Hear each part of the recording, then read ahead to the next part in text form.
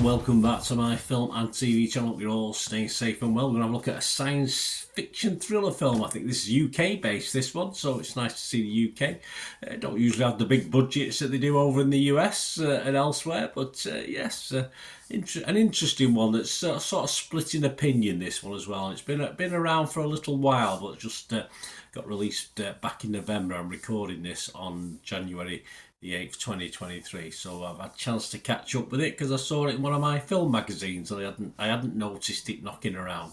We're going to have a look at something simply called Blank. Please, if you're new to the channel, push that subscribe button, push the bell notifications, everything film and TV, of course, reviews like this, information, vlogs, previews, reviews of film series, TV series, etc, etc.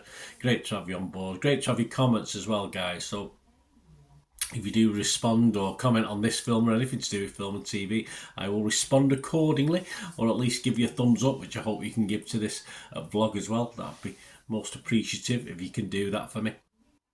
And of course I do have a little vlog, or my YouTube channel does feature my football team Manchester City as well, stuff on them. So if you know anyone or you're interested yourself, have a look, have a delve into those as well as all this film and TV stuff. But it's film and TV we're looking at today. 94 minutes, this Blank, 15 certificate. Yeah, I can understand that. Nothing too graphic. I wouldn't put you off. If someone's into sci-fi and they're 12 plus years old, I certainly wouldn't find any reason for them not to watch this, perhaps a little bit younger as well.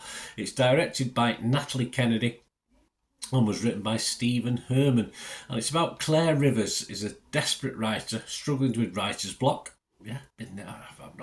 I'm no means a writer, but I never had a mental block when I was trying to write things. I just used to waffle on.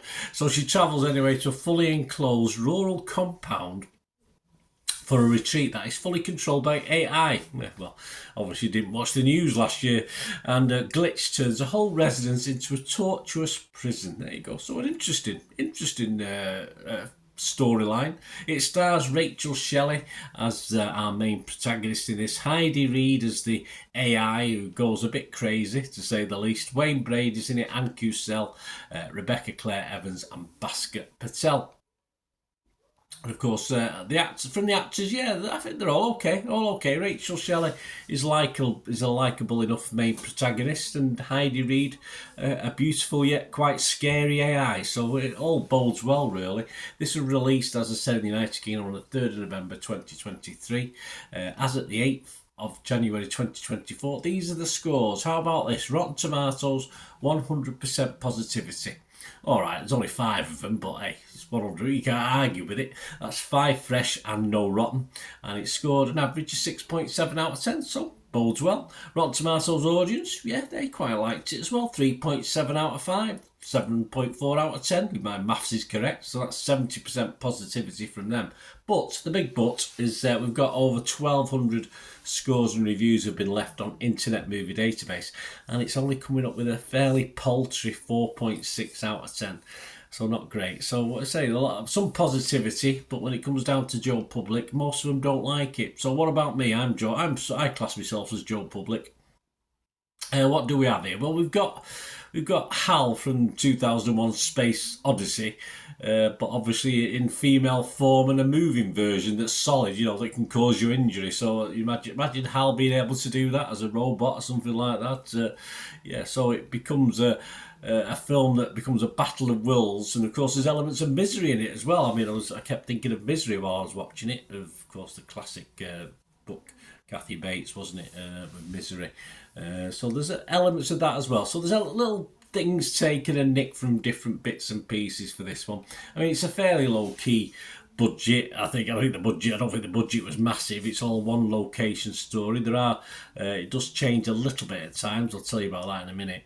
And generally it becomes a conflict between, our 2 main protagonists, really. The other elements sort of go into the background a little bit more.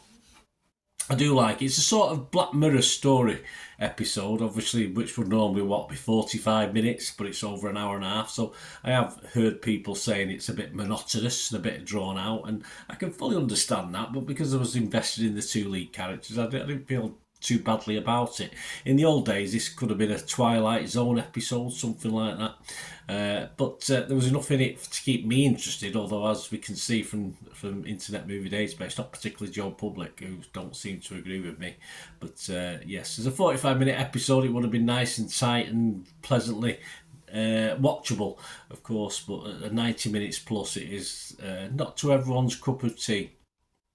As I said, it's not all one location. There's flashbacks which help break up the one location shoot, though it does possibly weaken the overall impact of the film. We do get to know a bit more about our main writer, our female protagonist, by the flashbacks of her childhood, etc. So it's okay from that point of view, but that's probably a little bit more drawn out, and for me, even though there's conflict in that, a little bit less interesting than the two modern day characters in it.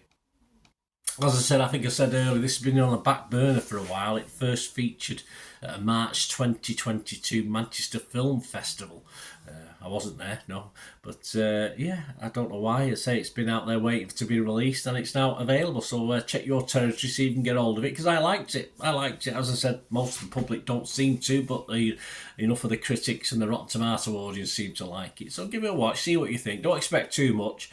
It's not fantastic by any means, but it's just an interesting take on the sci-fi gone wrong, AI gone wrong element, which say in this day and age, it's been spouted even on news, isn't it, about AI and the dangers. But yeah, it's just I say misery meets 2001: A Space Odyssey, but yeah, little bits in it anyway. But I'm pushing it a bit to compare it to those two films. But yeah, you get the gist. Two cracking films, of course. I wouldn't put this on a par with them. But my scores, I would be fresh on it on Rotten Tomatoes. I would be positive on Metacritic, and I'm going to give this my watchable score. Yeah, I'm going to give it a 6 out of 10, which is a little bit higher than the 4.6 miserable score that it's got on Internet Movie Database. Let me know what you think, guys. Anyway, it'd be great to hear from you. Till we meet again, that's one thing, don't I? Please stay safe, everyone. Bye for now.